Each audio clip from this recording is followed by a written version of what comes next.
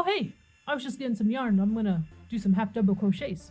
So, you want to join me? Oh, you don't know how? Don't worry, I'll show you. I've already got a foundation chain here. So to make a half double crochet, yarn over, insert your hook into the second chain from the hook. Yarn over and pull through the stitch.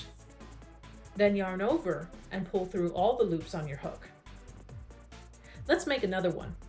Yarn over, insert your hook into the next stitch. Yarn over and pull through the stitch. Yarn over and pull through everything. It helps to know what the stitch looks like. You can see how the yarn over creates the body of the stitch.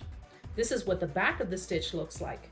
Pay attention to this right here, because I'm going to show you how to use this stitch that makes it kind of look like a knitting stitch. If you're using the half double crochet while working in rounds, you can create a very different look by inserting your hook into the back side of the stitch. Check out this knit-like V it gives you. Isn't that nice? Before you go, check out these tips. Make sure the loop on your hook remains snug while you yarn over at the start of the stitch. Then don't let the yarn get loose as you insert your hook into the stitch.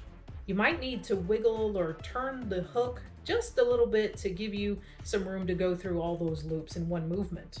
Give me a thumbs up if you want to see more videos like this, and don't forget to subscribe. That's gonna be it for now. Thanks for watching.